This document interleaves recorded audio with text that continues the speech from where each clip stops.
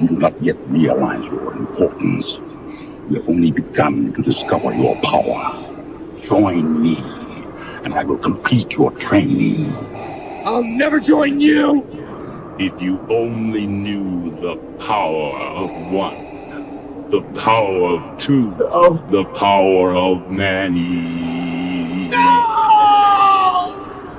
No! Now, ascend, my son.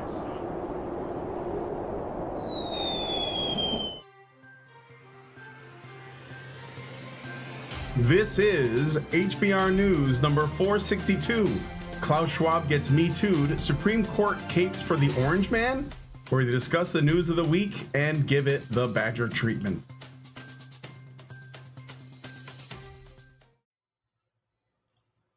Hello, everybody, and welcome to Honey Badger Radio. Hope you guys are doing well this week and that you're laughing at all of this absurdity so that you are not consumed by it. I am your host, Brian Martinez, and I'm joined by, as always, my lovely co-host, Dr. Random Cam and Hannah Wallen. On this week's HBR News Show, we're going to be talking about this recent development regarding the Supreme Court's ruling on the Trump, one of the Trump cases, one of the many Trump cases. Klaus Schwab, you guys might have known him as the Dr. Evil Bond villain that wants to make you eat the bugs and live in the pods. But one thing he did not account for was women pointing the finger. So he has been accused of sexual deviance and more. So stick around, it's going to be a good time, and be sure to join us afterwards for the patron only show. And I just wanted to do a bit of a throwback, you know, like a chill kind of after show topic. So we're going back to our old friend Arwa Madawi and her article, a little bit older. We haven't looked at it in a while, but it is Her Week in Patriarchy, Far-Right Republicans' latest target, no-fault divorce. What could she say about that? I don't know, but I'm sure we're about to get educated on no-fault divorce is a far-right issue or something. I don't know. So if you want to join... It's been an issue in the men's issues discussing community for some time. I guess it finally got its far-right scout sticker. Yeah, right. Yeah. Far right patch, yes. Well, if it's Arwa Madawi, it could be like anything, like, you know, I like my eggs scrambled. So if you want to join us for this Guardian article that is very much a Guardian article, you have to become a Badger yourself by going to feedthebadger.com and subscribing. So feedthebadger.com/subscribe to become a member. You can also look at our Discord server for free by going to badgernation.online just to check it out. But if you become a member, you'll be able to access all the additional content. I saw that Allison put up a new Ragening that I think only the subs can look at right now. Only the Badgers can look at. So if you want to watch that before all the normies get to see it, go to feedthebadger.com and set up a monthly subscription. And if you don't want to get yeeted, or if you don't want to wake up one morning to find that we've been yeeted from the internet, as at least the normies know it, then please go to honeybadgerradio.com or badgerfeed.com so you can find where all of our content lives. Sorry, wrong tube. One last thing I was going to mention is on July 19th through the 26th of this month, I'm going to be in Chicago. I'm going to visit family. I haven't seen them in years, and so there won't be any news shows that week, I don't think. So stay tuned for that. I don't know. I might do something else. Maybe I'll like stream on the road or something. So, but that's not for a couple weeks. And then I think in the fall, we're planning on going to Calgary to see my wife's, Lindsay's family, and maybe Allison and other friends we have up there, Jennifer Daw, who's great. So there's that. All right. Anyway, that's a little bit of a extra info that I guess I didn't have to share. So let's get into the stories. I did get one super chat right off the bat from Albert Native Retro, gives us $2 Canadian, says that Vader spot was great. Thank you for that. I didn't make it, but I thought it was hilarious and awesome. And this is, if anything, how AI should be used. It should be used for comedy. That's what I think is best. So it probably will end up killing us, but at least we'll die laughing, I suppose. All right, anyway, let's get into the story. So first, we're going to be looking at this business of the Supreme Court and their ruling on the Trump case. So this is kind of there's a lot going on here. I'm gonna read through Mike J's summary. I looked at this on Ground News because you need like something that's going to give a balance. Ground News kind of like aggregates news stories, and it tells you like what the, how much of a story has a left-wing bias, how much of it is centrist, how much of it is right-wing, so that we don't like get, too confused, because there's a lot This is not a paid advertisement, by the way. I know No. Paid advertisements. This is not one of them. Yeah. I just used it because I thought it might be handy. So, all right. In yet another recent huge decision, the Supreme Court has ruled that the President of the United States is immune from prosecution while carrying out official actions. The 6-3 decision, 6-3, stems from yet another case brought against former President Donald Trump, this time for alleged election subversion. Supreme Court Justice Sonia Sotomayor stated in her dissenting opinion that, quote, the relationship between the president and the people he serves has shifted irrevocably in every use of official power. The president is now a king above the law, end quote. Chief Supreme Court Justice John G. Roberts Jr. claimed such fears in his writing for the majority, stating, quote, unlike anyone else, the president is a branch of government and the Constitution vests in him sweeping powers and duties, accounting for that reality and ensuring that the president may exercise those powers forcefully as the framers anticipated he would, does not place him above the law. It preserves the basic structure of the Constitution from which that law derives, end quote.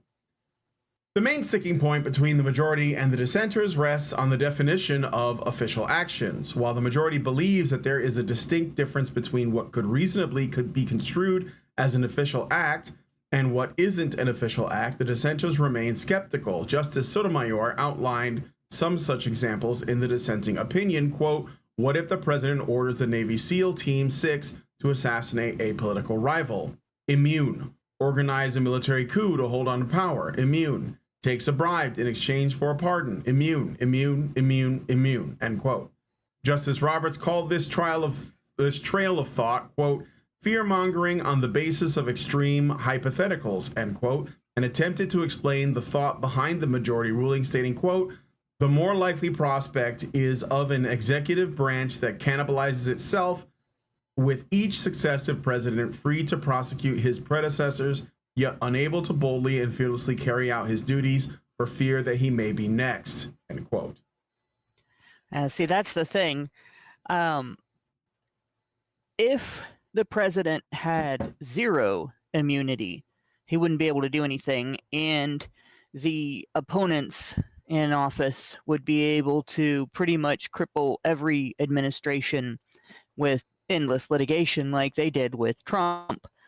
And this pretty much sets the tone for, you can't do that. You can't take the last administration and punish them for every decision they made that you disagree with, just on the basis of simple disagreement, right? And that's basically what the Biden administration has tried to do.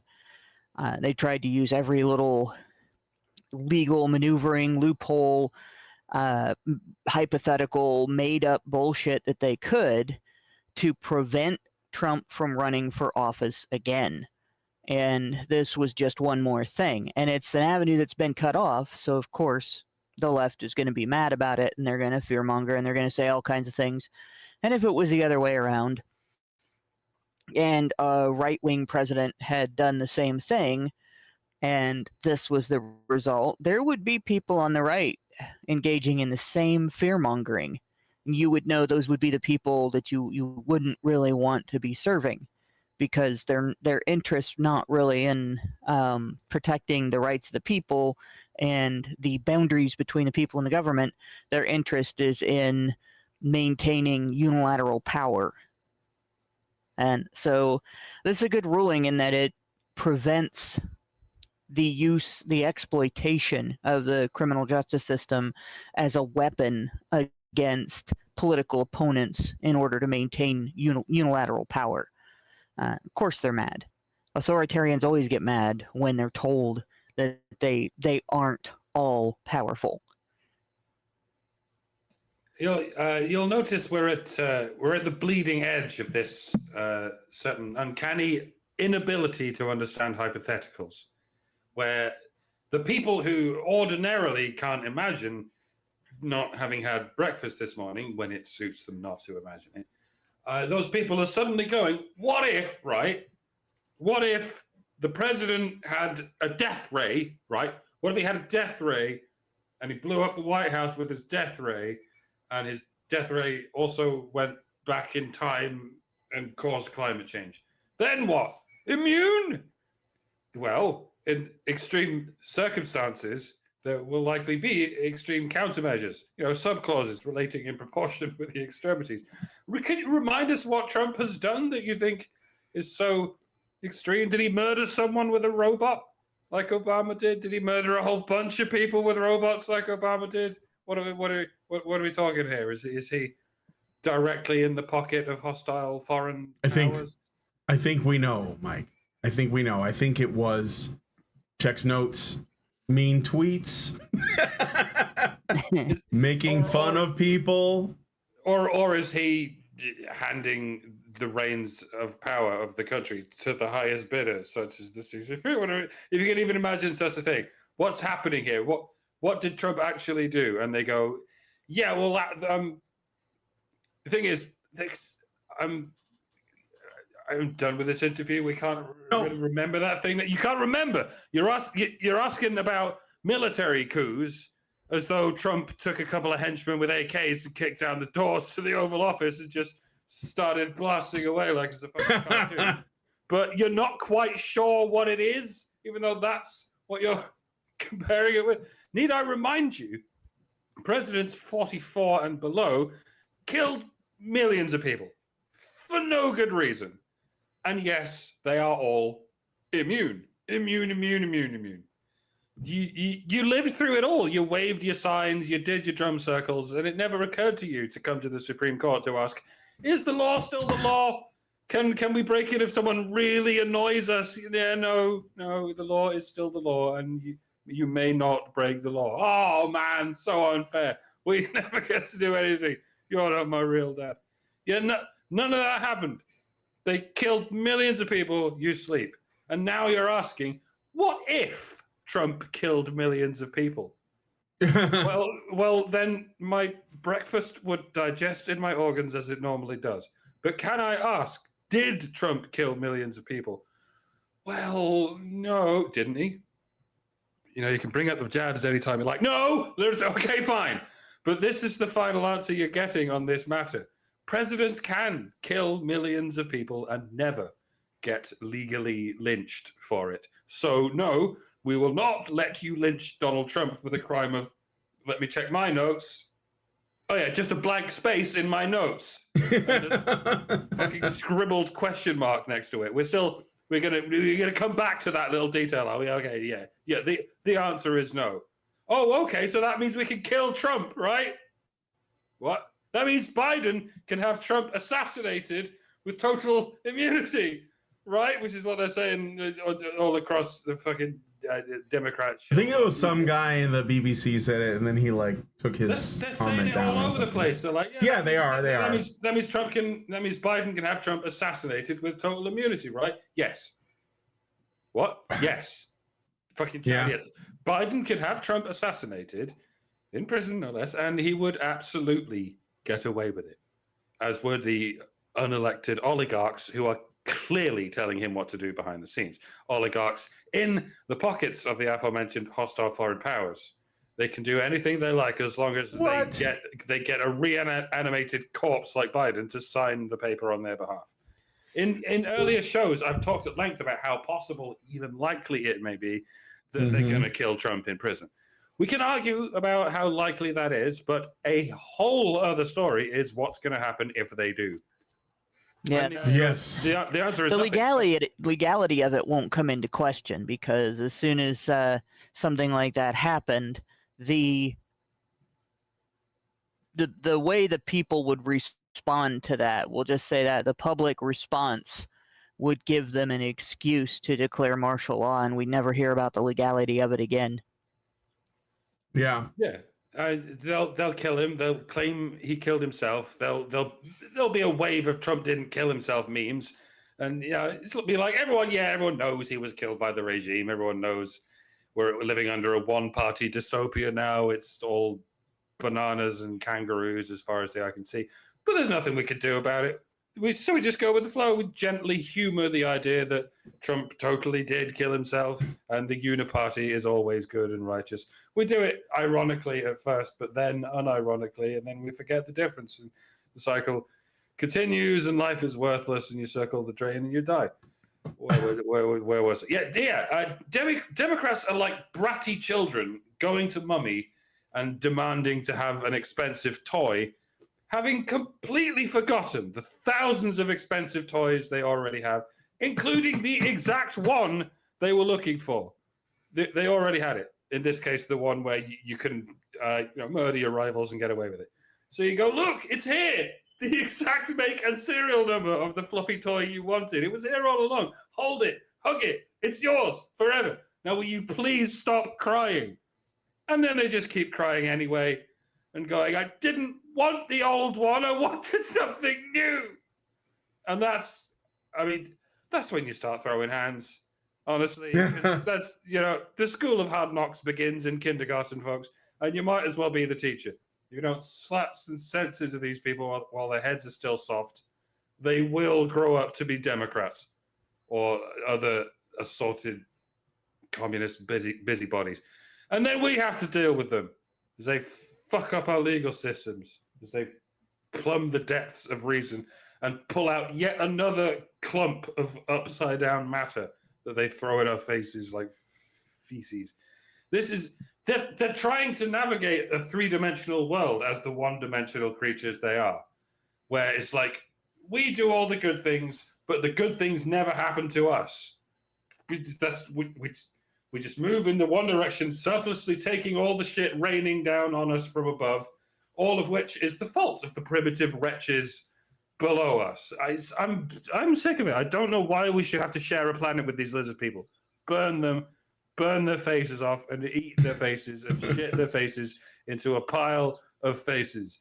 Do it now. Do it, or you don't love me. Oh, stop. All right.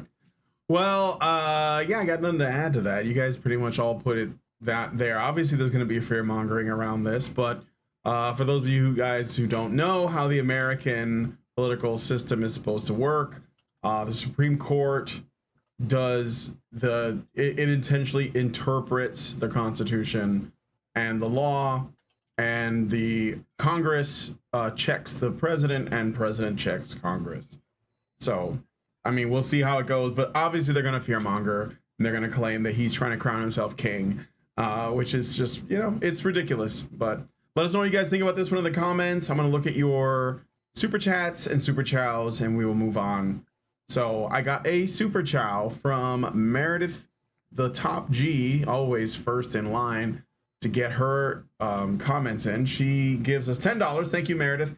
HBR News number 462, Honey for the Badgers. When you weaponize allegations, don't be surprised if they get weaponized against you. There have been rumors for a very long time about the debauchery that occurs at the WEF meetings. Yeah, I'm sure. It's like, it probably makes Atheism Plus look like Romper Room.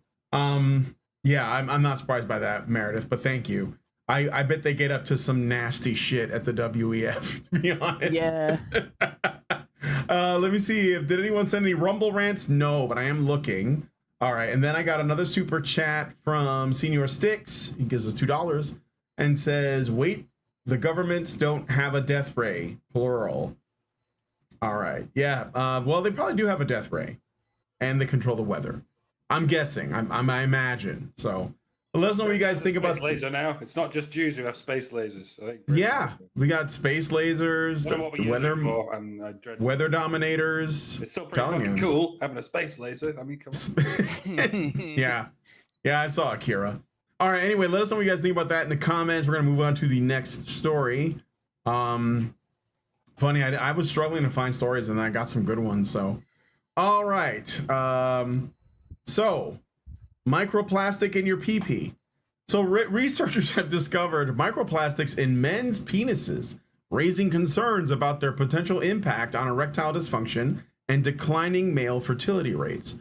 A study by the University of Miami found significant levels of microplastics in 4 out of 5 men undergoing erectile dysfunction-related surgeries, marking the first time microplastics have been detected in penises.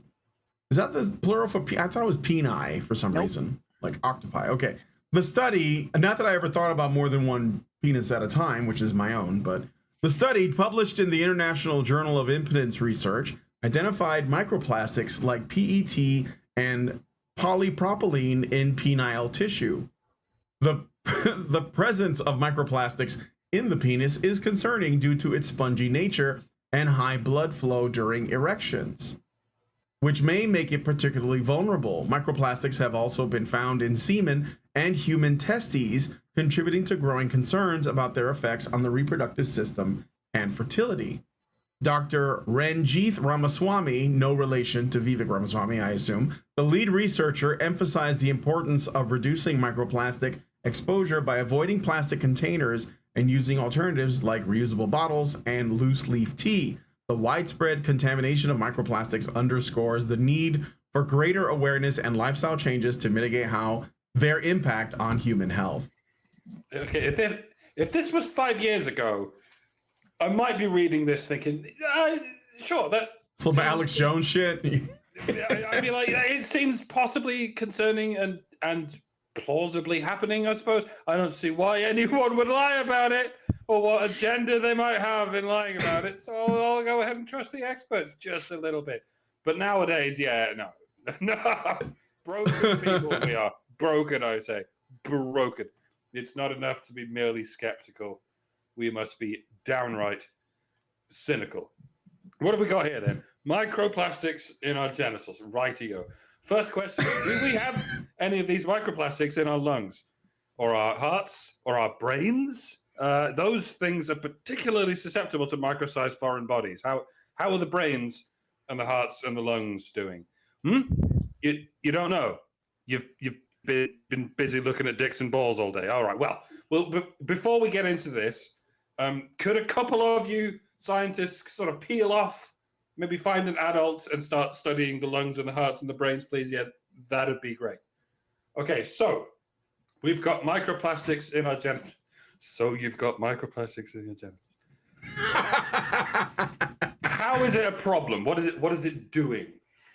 Erectile dysfunction. Okay, so how does that happen? How do the microplastics cause erectile dysfunction? You don't know. Okay. Are there any other equally or more feasible explanations for a rise in erectile dysfunction? Literally thousands. Okay. Well, thank you for your vigilance and your fastidious attention to detail. I must say it's a little vexing to have this conversation, given how much skin is being brutally sawn away from penises on a daily basis without consent and then sold for a profit and then ground up to make exfoliating face cream for vampires to use so they can see themselves in the mirror. But you guys are more concerned about 3 molecules of extra matter that you found in the average penis. All right. Well, if that's your thing, that's your thing. We can't all pile in on the same issue, or we'll get bottlenecked at the aperture. So you've decided to go through a small hole, a remote hole, a small, remote, sparsely populated hole. That's fine. I respect that. So, okay, you found microplastics in our genitals. You reckon it's causing a problem. You don't have any evidence. You don't even know how it would work, but you reckon. You figured you'd go ahead and have a good old reckon on the matter. Let's say you reckoned good. You reckoned up a truth in, and that these microplastics are indeed causing a problem. I have to ask, what must we do to prevent this problem in the future? Is it don't use plastic, fossil fuels? Is it just stop oil? Oh my God, it is! What are the chances? It's the environment. We need to rip out our infrastructure and replace it with a new one. And the government gets what? The power and money to do it. fascinating, simply enthralling. Give the government more money and more power, and they will get the bubble gum out of your balls. That's where we are now. That's where we are. And people are still falling for it. And if they go on to say we can fix those microplastics with a vaccine, I will spontaneously start a drinking game just so I have an excuse to finish this bottle. Actually, I'm not a they real do doctor. have a None of fix. this is medical advice. They do have a fix, and it has nothing to do with that. So this is something I've known about for a while. I've been sort of keeping up on this because it goes along with understanding multiple chemical sensitivity disorders, and those are a problem in my family.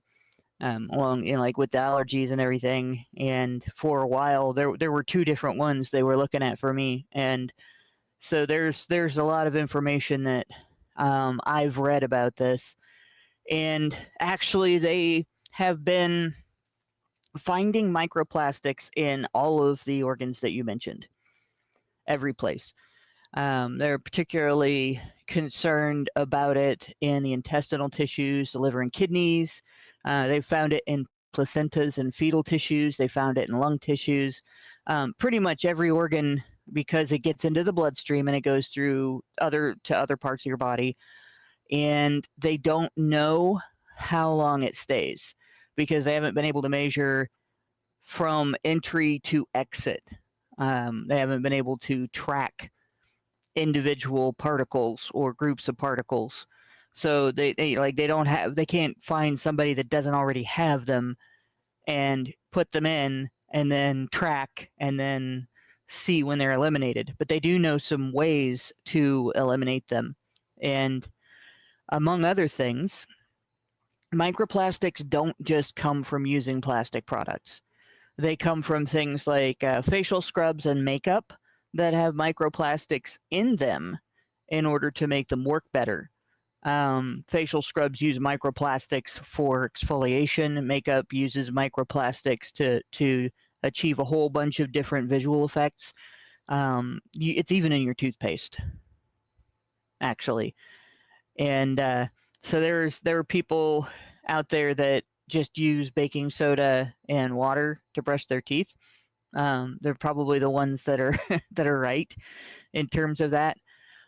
But the smaller particles in particular can cause they can cross the blood-brain barrier and get into your brain. They can cause inflammation. They can cause hormone issues. They can cause all kinds of things.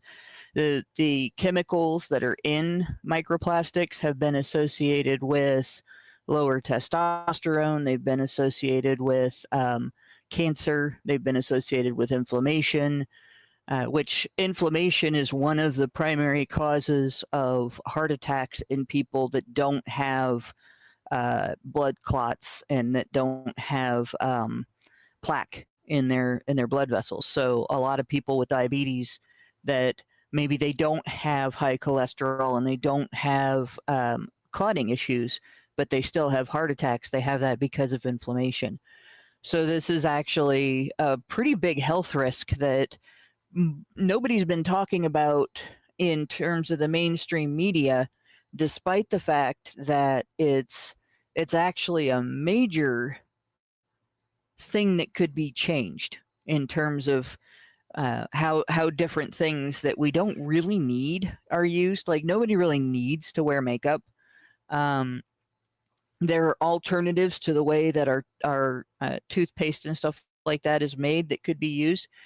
There are different ways to do many of the things that we do that would not involve putting little teeny tiny plastic beads in them. So you can minimize your exposure to microplastics, especially if you're chick, because if you're a chick, you're probably exposing yourself to them significantly more than men are just by your daily makeup routine and your daily hair care routine and everything, because you're vain.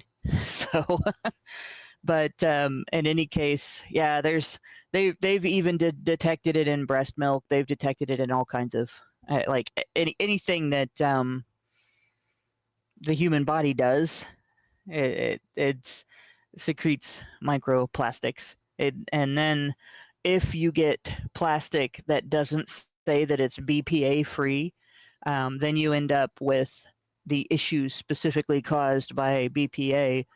I don't know if I can pronounce it right. I think it's bisphenol or bisphenol A, and it causes thyroid problems. It can actually cause you to gain weight or lose weight when you shouldn't. It's got as many problems on its own as plastic in general, and so these are all things like. And I personally, probably your best bet is to just start looking at what are you using to wash your hair? What are you using to wash your clothes? What are you putting in your mouth? And so on. And those are the first places to eliminate microplastics. The less that it's been fucked with by the manufacturing industry before it gets to your house, the better. And the same thing with food. If you're eating stuff that comes out of a box and all you have to do is heat water and put in it, as opposed to stuff that you've got to cut up and mix together and cook, you're probably getting microplastics in your food. And so on. And then, look into water filters to filter out what's in the groundwater. Because as we talked about I think this might have been close to 5 years ago on HBR Talk, because it was when the first Women's March happened. After that, they had their manifesto up on their website, and I'm looking, and they've declared all these things women's issues, and one of them was environmentalism. So I started looking into environmentalism and how the genders contribute to pollution, and lo and behold, the microplastics issue is very largely contributed to by women. But yeah, so it's been at least 5 years ago we talked about this, that you want to avoid several things that are in your groundwater, not just microplastics. The chemicals from birth control pills are in your groundwater.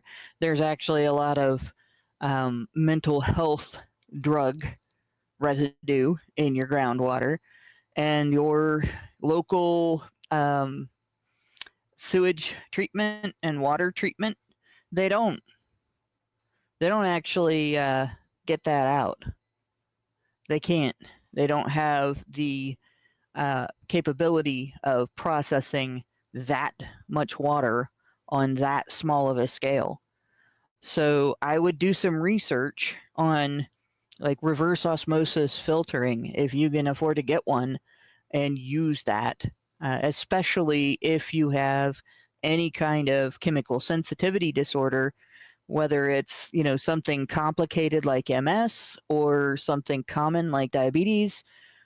It'll help you out to get that shit out of your water. And it's a way to help get that stuff out. Otherwise, again, like do more cooking and less food assembly, like already prepared food assembly. Do more eating of a variety of like organic foods. Eat more fiber. Exercise and sweat a lot. And if you can't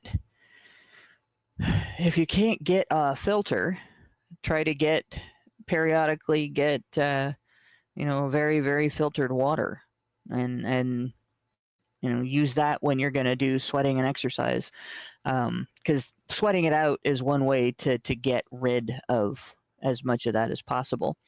And I mean, it doesn't hurt to use glass products and metal products that are food safe instead of using plastic products, especially the disposable kind, when using when packaging your food.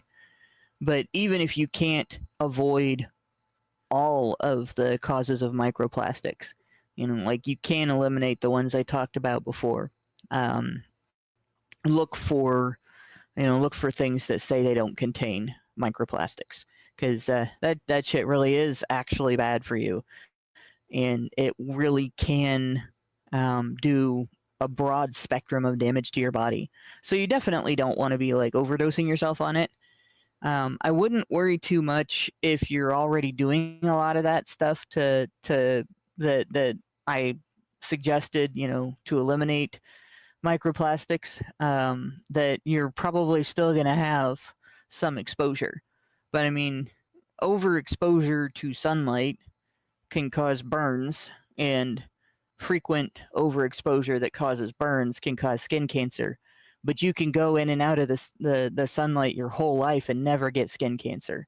So, you just have to keep in mind that it's the thing that makes the poison is the dose.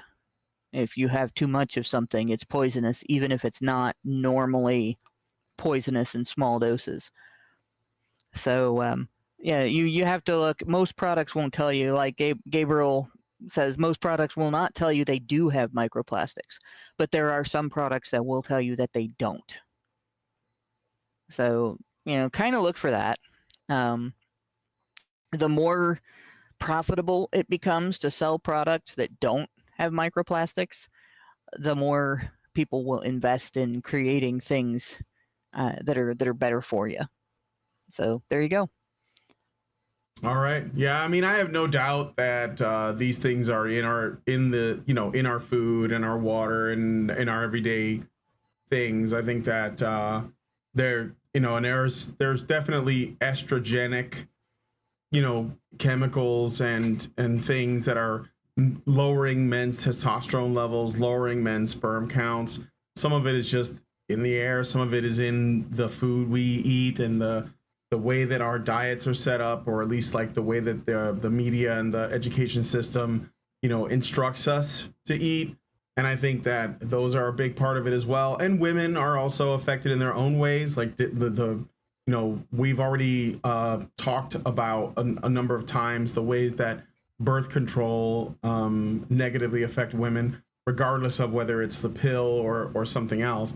And more people are talking about this stuff now, which is also good. So it's true that these things are harmful and they're in our environment, but that does not mean that the environmental activists and the World Economic Forum types get to step in, because they likely contributed to that, to specifically create the conditions for them to step in. It's just like feminism. They create the problem, and then they show up and offer the placebo that doesn't actually solve the problem while they perpetuate the problem. And they get more power and more money out of it. Women's behavior.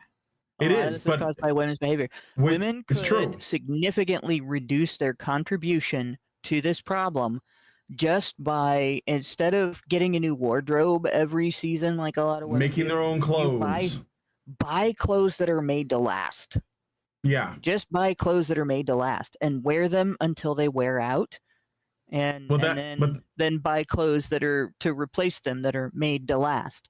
And the fast fashion industry is a humongous contributor. I can't emphasize how big of a contributor it is to this and other environmental problems. Yeah, and it's mostly women, almost entirely women. Exactly, but that's the thing though. When you look at the way that anything to do with our environment is being discussed, women's purchasing decisions, their consumerism, whatever they're doing are never brought up. And in fact, the same people that would claim that the earth is being destroyed often blame men for that. And that's why you said, feminists made the environment a women's issue, because men are blamed, even though women are the by far a larger contributor. But they also never say, ladies, you have to change your spending habits. In fact, women's materialism is only more encouraged today. Like the whole spoiled girly thing that we've been, Allison and I go through occasionally. It's all that. It is women that are so completely disconnected from reality and from the consequences of their actions and their decisions, making the world worse and then blaming men for it. Like, look at, there was another thing I was going to mention, which is when Women, oh man, what was I gonna say? Women they will buy pre-trash, they will wear it once, they will throw it, and it ends up in a landfill. A lot of it's being made by slave labor, you know, young underage kids in China putting everything together, building your iPhone, building your outfits, you know, your makeup's being tested on animals, like whatever it is, right? And they're also the same people who buy all that stuff are the ones that are the most self-righteous about the environment. I think that if people got like a real look at how everything they bought is made and where it comes from and what goes into it, maybe they would suddenly have like a wake-up call and decide, I think I'm going to treat things differently. Like me, when I buy clothes, I wear them until they are like unwearable before I get something else. I was just telling Lindsay today, it was this morning, I was like, I need new clothes because every shirt I have has a hole in it. Every shirt, you know, somewhere. And what I'm doing now is just trying to hide it. Like, you know, if I have this Led Zeppelin shirt that I bought, and the armpits, like the pits they're just tearing open, like where the sleeve meets the shirt. Now I could sew it together, but I don't know how to do that shit. So you think this is something I could learn to do, and then I could just keep on wearing it. But some of the holes are just like in the middle. And I will just find ways to work around it. I'll like wear like another shirt over the top to cover them up, or tuck it in or whatever. But I'm just the kind of person that doesn't like to waste things. And I think that this is something that patches, but or that. I don't know if that works for like cotton shirts, but yeah. And I think we used to do that like in the 60s and 70s, you know. Oh hell, but I do it now I've got different people that I work with have different images that they like to see, and it makes their day a little easier if they see something that makes them happy. So I have t-shirts with patches on them, where, you know, I've had mishaps with bleach and stuff that the patch is just something for a client to spot and say, oh look, it's this, or oh look, it's that. And so there's different little creative things you can do. There's no reason to go out and waste a bunch of money on that stuff. And then the nice thing is, if you don't spend a buttload of money on new clothes when you don't need them, like obviously there are things, you know, if you need to look professional at work and you can't look professional at work in patches, like I can look at professional at work in patches, but not everybody can. Right. So then you got to buy new clothes. But if you don't have to buy new clothes and you don't buy new clothes, then you can use that money for something else like video games. Yeah. Right. I was going to say that's the thing, though. Like young people today, especially girls, they see no reason to like want to hold on to stuff. They're just that disconnected from reality. They think everything's in the back, as I now say. But look, we should move on to the next story. Let us know what you guys think about this one in the comments. Are you concerned about the microplastics making the freaking men infertile? I don't know. Let us know in the comments, and there's definitely more where that came from. Let's see what super chats and super chows I got. So let me just make sure. I did get a super chow from like before the show. I forgot to read out, so I am gonna read it out because it was for $20. So Grim84 gave us $20 earlier today, like 5 in the morning. So thank you, Grim84, and says Dave Smith's part of the problem, 1134, had the Crucible with Andrew Wilson on. The whole discussion is great, but at timestamp 3112, Andrew echoed Brian's point last week about women destroying society/humanity. 3-minute clip worth a listen. More people are waking up. P.S. To add to the joke of you guys being a catalyst to YouTube's success, have you seen how big Rags has gotten with the EFAP crew? I'm sure that he's huge. This is the thing. Like, well, I think Rags was a bit bigger than us when we had him on. I felt like I was kind of lucky to get him on. The Wheel of Death. Yeah, I know. I think it might not be too late. If the settings haven't changed, then we should be okay. Yeah, it should still be streaming. Let's just see if it catches up. It's going to be like... It looks like we're good. It's back? We're back? Okay. Yay! So we're just going to have to put the... I don't know why, but for some reason, the OBS crashed, and I can only assume it is because of... Let me just put the substitute cartoons on the screen here. I can only assume it's because there was an issue with the plugin. A plugin goofed, so I have to just like we're just gonna have to make do without it. Although the other stuff seems to be okay, and I gotta put the website back up. So I'm sorry about this. All right, let me put up the other thing. I was still reading your super chows, so we'll do that as well. But okay, sorry about that, guys.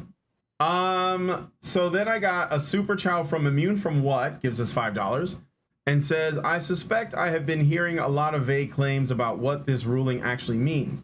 Did the SCOTUS decision actually say anything more specific about what is immune and what is not immune? It sounds like a lot of people complaining about the decision are just coming up with extreme and false claims about what the decision actually means. Does this decision actually legally change anything? Also, I noticed that critics claim that the decision makes the president a king. Last time I checked, kings have limited powers, and our president is not supposed to have powers similar to that of a limited monarchy. I think we addressed this when we talked about it briefly. So, you know, the United States government is a 3-branch government for a reason. It is to basically, it's supposed to be a, you know, to check each other's powers. So Congress checks the president checks Congress, and if there's an issue, the Supreme Court like essentially makes a ruling. So it's sort of like the final arbiter. And the Supreme Court, 3-6, I think it was, decided in favor of this ruling, which means that I think the Supreme Court is like 5-4 conservative, liberal, or Republican, Democrat. Frankly, the Supreme Court should not be partisan at all, but it seems like this is where we are now because, you know, Thomas Sowell who has been writing about this for a long time. In the 70s, he wrote about activist judges being a problem on local courts, circuit courts, state courts, and Supreme Courts. And it is a problem. But as long as, I think in this case, it was kind of like obvious that there was, because what they're trying to pin on him is something that you would need severe evidence for that just isn't there. There's nothing. And so it's just people claiming that you know what it is? They're essentially trying to get him on the thing they got Enrique Tarrio on, well, which is this conspiracy, right? This was about him the National Guard thing with during the Summer of Love. No, the indictment alleged that after losing the election, Trump conspired to overturn it by spreading knowingly false claims of election fraud to obstruct the collecting, counting, and certifying of election results. So basically, they're going after him for things he said. Yeah. They're going after his speech. They're saying that, well, you can say anything you want. The president does not have the right to free speech. There you go. All right. Yeah. So that's basically that's basically the attack right there. Yep. All right. So thank you for that. Immune from What? I hope that helps. And Albert Nader Retro gave us a $5 Canadian super chat and says Lauren Chen just posted a video called Lawrence Southern was right. The Great Replacement is real. Just found it now. I'll link Brian to it on Facebook. I'll save you the trouble. I already watched it. And yes, I mean, I knew this for a long time too. So Canada's cooked, guys. I don't know how they're going to get out of that, but they're in big trouble. Canada is not the same. And then Albert Nader Retro gives us $2 Canadian and says, reuse glass bottles. Thank you. And then Albert Nader Retro gives us $2 again Canadian and says, Savvy exploded right after her appearance here. Yeah. Well, I like Savvy. Good luck to her. Pay it forward I guess I'll just say that. So Richard Bier gives us $5 and says, Brian, just rip the remaining sleeves off like Larry the Cable Guy. Nah, I don't want to do that. I don't think I have the guns quite yet for that. So, all right. Anyway, let us know what you guys think about this one in the comments. Let me just make sure I didn't miss any Rumble rants. I did get some OIC gives us $1 and says, actually, I'm not the father. I got microplastics in my balls. Microplastics are stored in the balls. Did you know that? And then OIC gives us $1 and says, wear shirts until they look like Goku's clothes after a fight. Mine are more like Yamcha's after a fight. Okay, anyway, thank you for that. Let's move on to the next story. All right, so do we have a base tech firm? Let's find out. A new hiring principle called MEI, not DEI, MEI, which stands for Merit, Excellence, and Intelligence, introduced by Scale AI CEO Alexander Wang, is causing controversy amid claims that it opposes diversity, equity, and inclusion strategies, or DEI. Wang states that MEI focuses on hiring the best person for the job and emphasizes individual merit without considering demographic factors. Wow, what a novel idea. He argues that merit-based hiring will naturally yield diverse backgrounds and perspectives, and asserts that selecting candidates based on race or gender is both discriminatory and illegal. Wang's MEI strategy has been supported by prominent leaders like Elon Musk and Brian Armstrong. However, DEI experts criticize MEI, no shit, arguing that it overlooks the biases and systemic systems and institutions and barriers that underrepresented groups face. They contend that a purely meritocratic system can perpetuate existing inequalities by favoring those who already have advantages. Critics also highlight that abandoning DEI policies can lead to hiring practices that favor individuals who resemble the hiring managers, thus undermining diversity efforts. Because that's what managers are looking for. Mirrors. That was also undermine merit efforts. Yeah. There's nothing in nepotism that's meritocratic. That's yes. covered. In summary, while MEI aims to prioritize individual merit, critics argue that it risks undermining DEI, I think that's the point, progress by ignoring inherent biases and systemic issues within hiring practices. The only people against whom a barrier is erected by the concept of merit, excellence, and intelligence are those who lack those things. And that's how it should be. Never mind why some people are better at some things than other people are. Never mind the notion that there's even anything unnatural or wrong about that. In any case, it should not be the concern of a company that is looking to employ people to perform tasks. You need to be proficient at that task. The end. If you're not proficient enough to break into the top 10, Yahoo sucks to be you. 8 out of 10 cat owners say unlucky. It's unfortunate for you, but it's nobody else's problem. It's nobody else's duty to slow down for you, unless they're a fucking social worker or some shit. And to repeat, we're not talking about social workers. We're talking about just workers, actual workers. Anything from a pipe fitter to a pipe fitter for a Boeing aircraft, who might be indirectly responsible for the deaths of 300 people and one whistleblower. Oh, pardon me, a man with a gun has just walked in. Unhand me, sir. Anyway, they talk about these systemic barriers faced by underrepresented groups, and their solutions to these apparent barriers are always top down.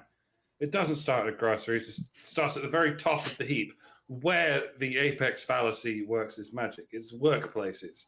Especially white-collar workplaces, especially the very highest paying, very lowest working workplaces.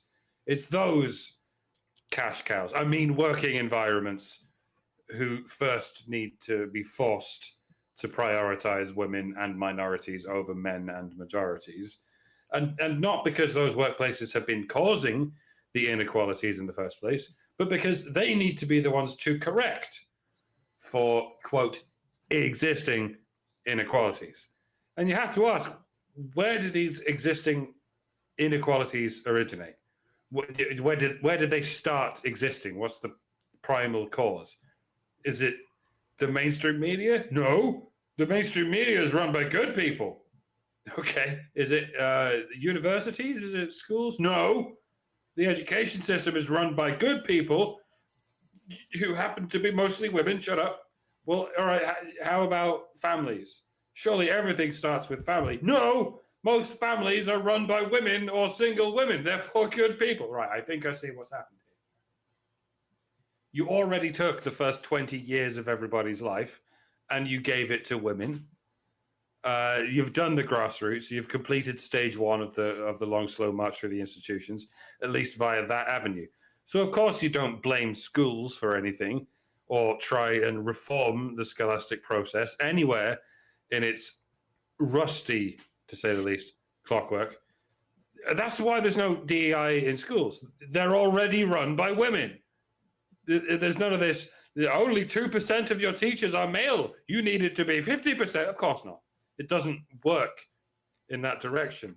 Schools are exempt because they're already colonized.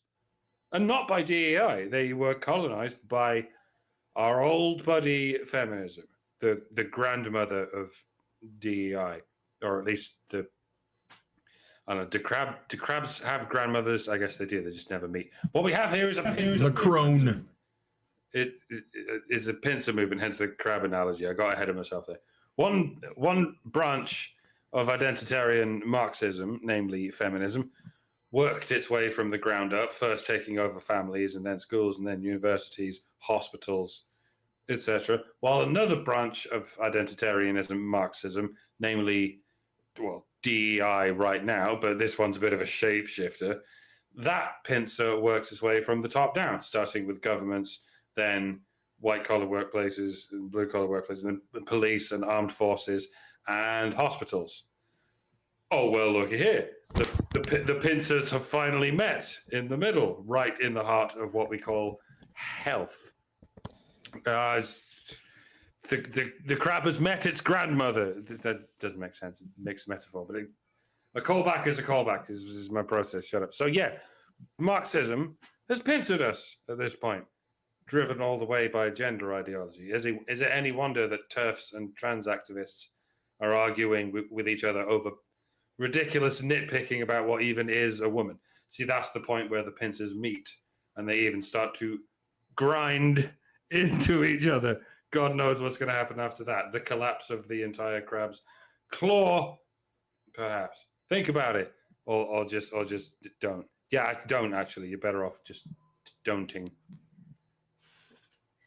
Well, the other end of this is the mentality and the I guess intent that's really taking place here, right?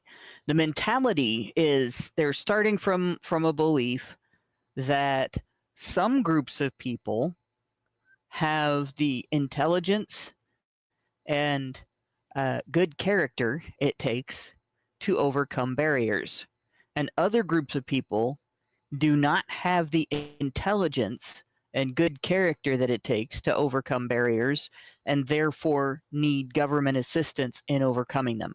That's what you are being told. So if you're in one of the groups that they are saying needs their help, what they are saying is that you are not as intelligent and you don't naturally have the good character of the groups that they are saying are oppressing you. That's the first thing, right? There is no more complicated way to describe that. There is no excuse that you can come up with that makes up for that attitude in them. There's no eliminating that as the basis for their way of thinking. People who come up with this DEI or DIE strategy, this DIE narrative, either they hate you because they think you're too smart and your character is too good and you might overcome barriers they put in front of you, or they hate you because they think you're stupid and you're lazy and you're not capable of overcoming barriers on your own, so they have to use you as a pawn and place you where they want you. There is no, they're misanthropes. There is no benevolence in this at all. Right? That's the first thing. Second thing is, why are they using you as pawns? What are they trying to accomplish? Because they're not trying to accomplish the improvement of the economy. If they were, they would be doing things that actually work And they're not trying to elevate any groups of people, because if they were, they would be doing things that help people achieve success on their own instead of helping people rely on them for success. Right? So those are not their goals. So what are their goals? The same thing as they always have been, to break down the boundaries between their authority and your autonomy, so that you have less autonomy and they have more authority. They don't want you to determine your own relationship with your employer or the consumer or your neighbors or your friends or your family or anything. So they don't want you to think you can start your own business. They don't want you to think that you can invent your own things and then convince other people that they might need them and sell them to them. They don't want you to think that you can decide what you're going to do with your life. I remember when I was in school, we had a little bit of pressure from feminists as girls to do manly things. But for the most part, because I grew up in a small town, my teachers looked at, well, what are you good at and what do you like to do and where do those things intersect? That's probably what you should look at as what you might want to do for the rest of your life. And that was it. We didn't have this, you have to do this because it's not typically female and you're not filling a stereotype if you do it. Right? There wasn't any of this, well, we need this many people of this color or this gender or this ethnicity or this religion or this color of pants or this size hat or whatever in this profession. It was just, oh, you like to create artwork and you're good at creating artwork. There are companies that use that in their advertising. Maybe you should consider going into graphic arts, or you like to build things. You're excellent at math. Maybe you should look into engineering and architecture and consider building big things that people will use for years after you die. But no, now it's oh no, you can't like sewing, you're a girl, that's stereotypical, why don't you become an engineer? It doesn't matter if it's not a good fit. We need more girls in engineering. Why won't you just try it out? Like that's really not good for the girl or the field of engineering or the world that she's going to build things in, the community. Nothing. Not good for her family, not good for their families. And it's the same with everything. It's the same with any profession, any ethnic background, any religious group, any demographic. Once they take out your personal choice and your personal interests and tell you that you are a pawn for them to put where they want you on the basis of breaking down other people's boundaries, using you as their pawn to do it, you've just been unpersoned by the state. Right? So DEI is de-humanizing. And MEI puts the me back in my job. So I like it better. Yeah, for sure. And big shout out to this company for doing that.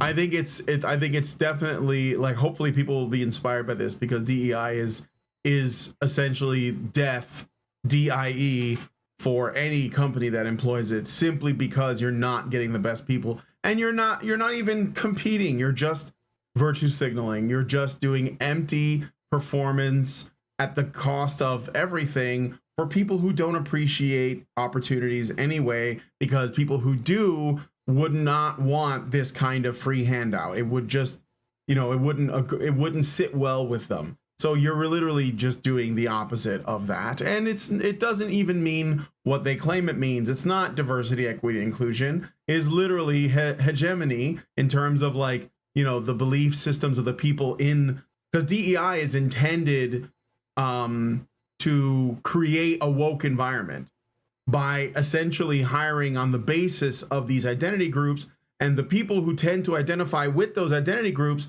tend to be woke Marxists. So you're going to have a company full of woke Marxists because they all got their jobs due to their identity Marxist, way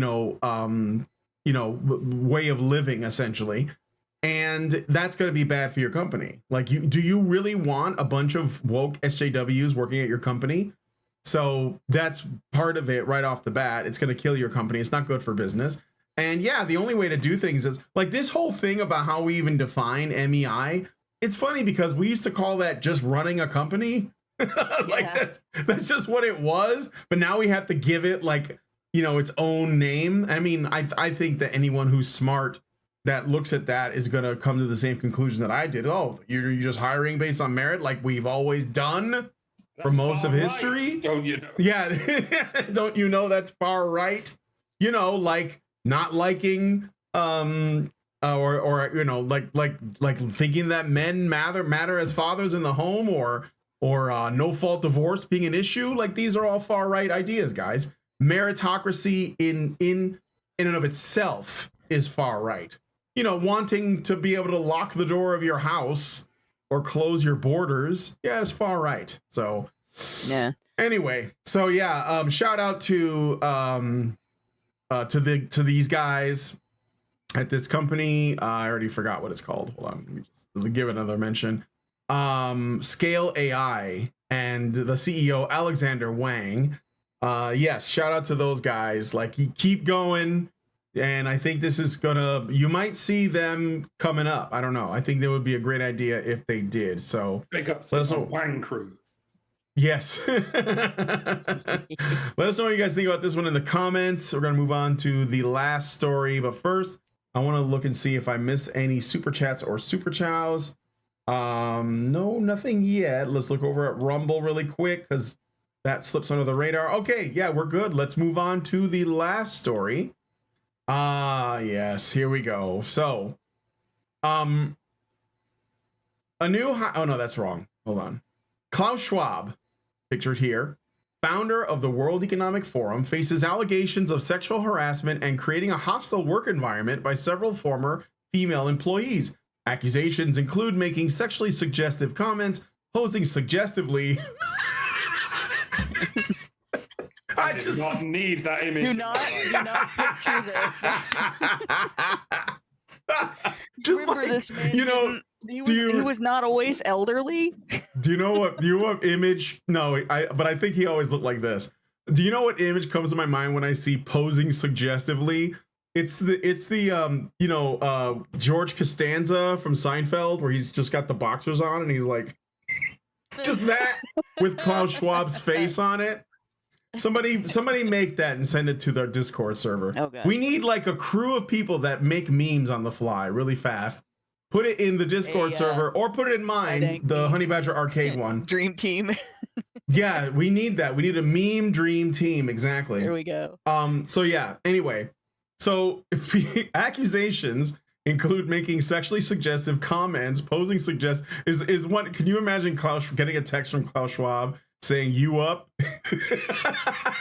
You up seeds bugs. Okay, posing suggestively and hampering women's careers after pregnancy. Schwab has denied all allegations, calling the accusations an attempt to mischaracterize the WEF. Schwab, known for promoting the Great Reset, has Okay, never mind. Has recently stepped down as executive chairman due to ill health. So we don't know a whole lot about these allegations because this just came out. Not really. This just came out. Morning, yeah, and everything.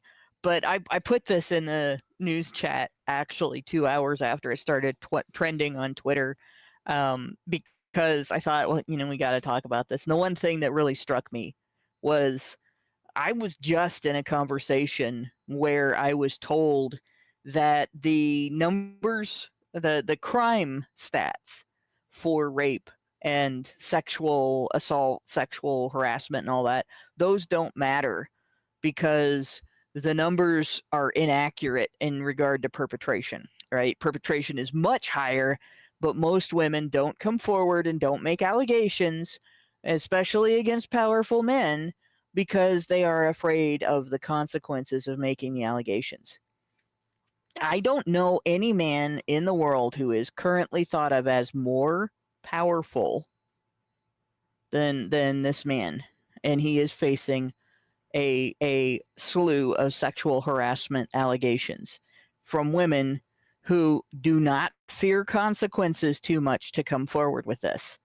Now, it doesn't matter in terms of that aspect of the discussion. It doesn't matter whether they're true or false allegations. It does in terms of whether, anything should happen to him because of it. But in terms of whether women are afraid to come forward or not, the allegations could be 100% false or they could be 100% true. They don't make a difference to whether women are afraid or not. These women came forward and made these allegations knowing who he was, knowing what he controls, knowing how wealthy he is, knowing how either popular or unpopular his ideas are, depending on what side of the political fence you're on, right? Knowing the mechanisms that he can put into play, and they still made those allegations. So there is no excuse. There is not a woman in the world who has an excuse that a man is too powerful to make an allegation against him. If Klaus Schwab can be accused by the women who work for him, that means women know they can accuse anybody.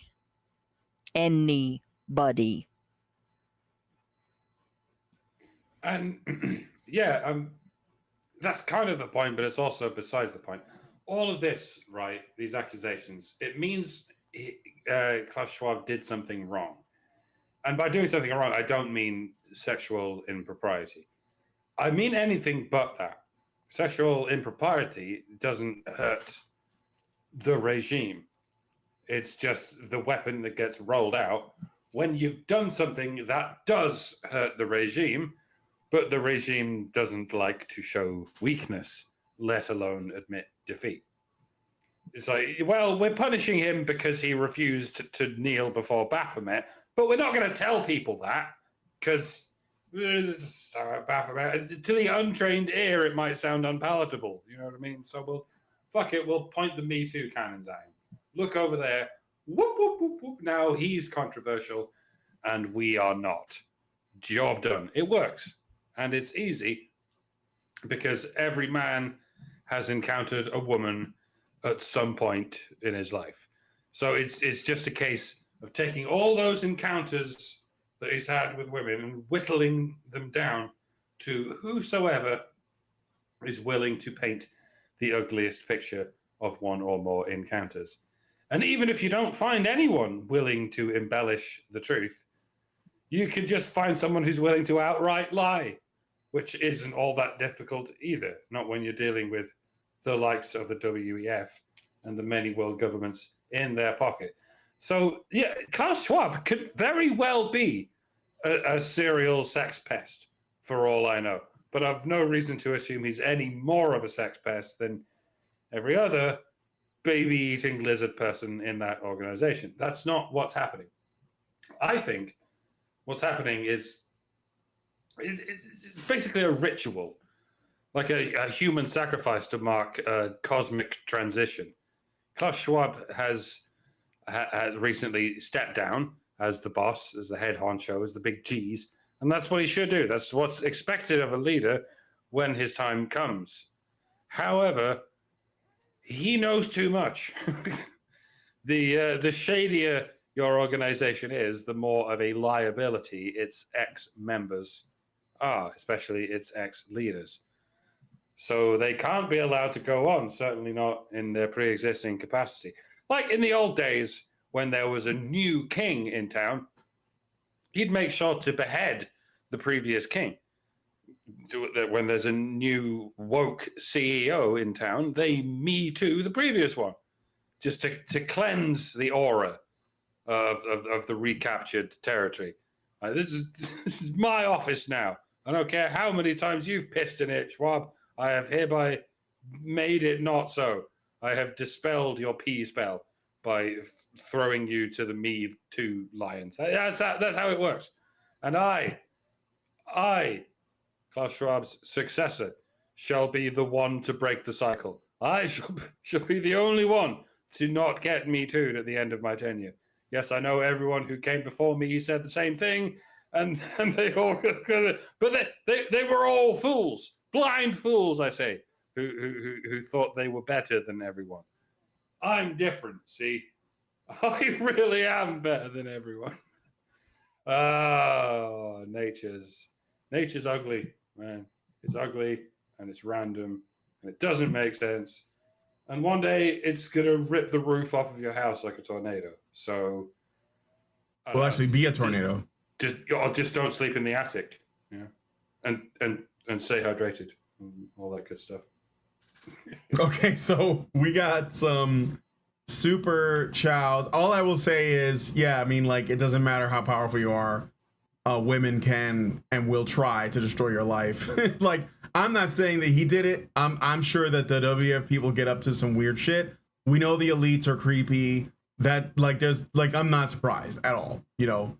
So, not surprising, but also not surprising. Like, I'm both ends. It's kind of like way back when Gamergate was, like, the hottest thing on people's lips in 2014, and there were all of these, like, woke SJW Games Journal dudes, male feminist types that were coming forward and saying, I can't believe that there's so many evil, patriarchal, white supremacist, woman harassing, sexist, misogynist grapists out there on the Gamergate side. And then sure enough, that guy, it comes out that he's accused of something, or he gets in trouble for talking to some woman or getting into DMs or whatever.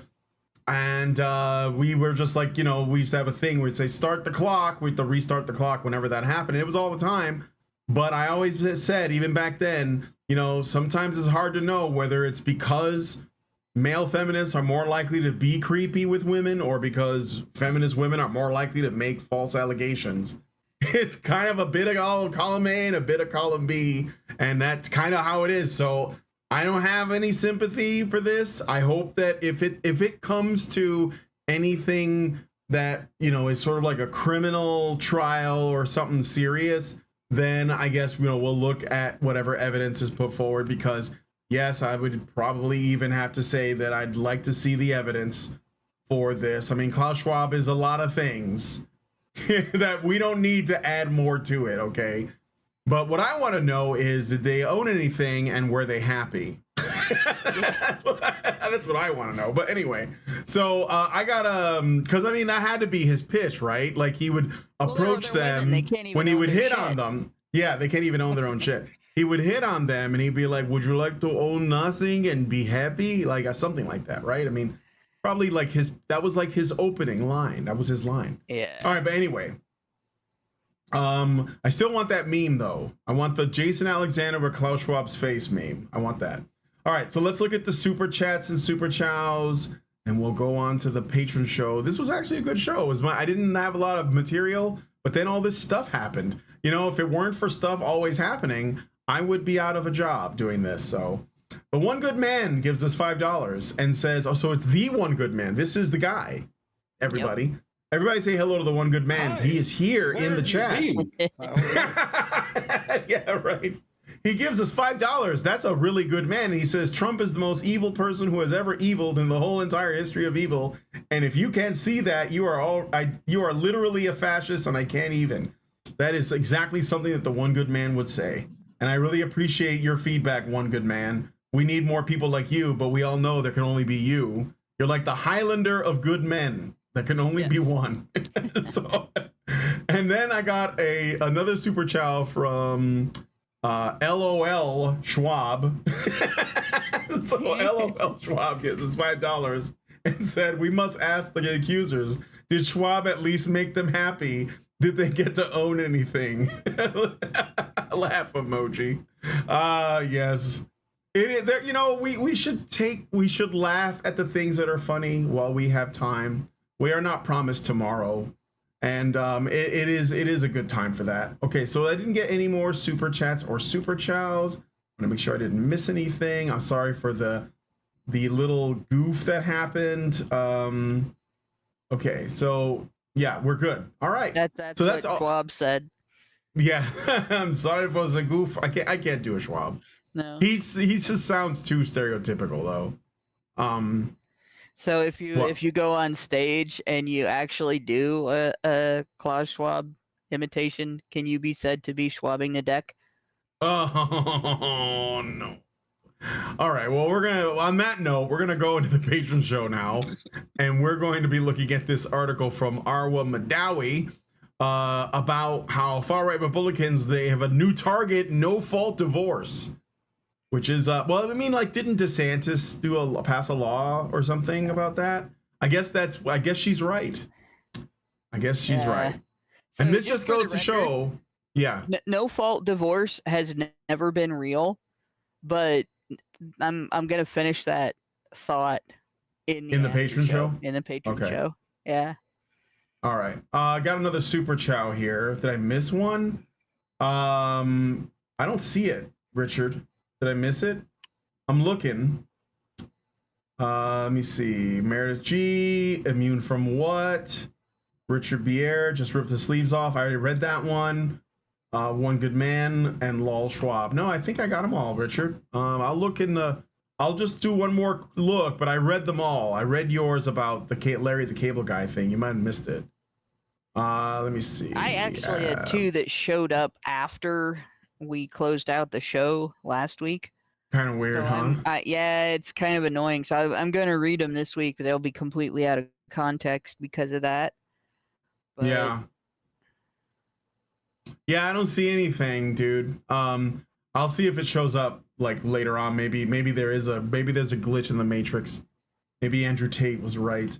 All right, well, anyway, let's end the show there. So we're gonna head into the Patreon show. We're gonna look at this article from Arwa Madawi. If you want to join us, become a badger. Go to feedthebadger.com and set up a monthly subscription. $5 a month will get you into the Discord.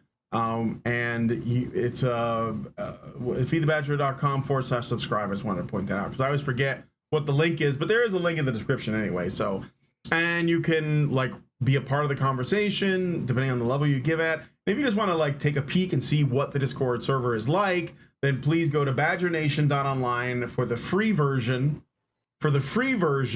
of our Discord server. All right. So with all that out of the way, if you guys like this video, please hit like. Really helps the channel out. You can even hit dislike if you want. That also helps. I mean, I prefer upvotes, but downvotes are fine too. If you hate us, that's okay. Subscribe if you're not already subscribed to the channel. Even if you are a hater, hate subscribe if you like. And hit the bell for notifications, or hit the bell. I don't know what that looks like, but you could do that too. And please share this video, or share it. Because sharing is caring, or sharing is hatred if you want to share it. Thank you so much for coming on today's episode of HBR News, and we will see you next Tuesday. Good night, everybody. These are machines, dude. Okay? They are literal machines. They are talking point machines. They are impossible to fucking deal with, especially if you have like a couple dudes who have good memory on top of that too. Holy shit, you're fucked.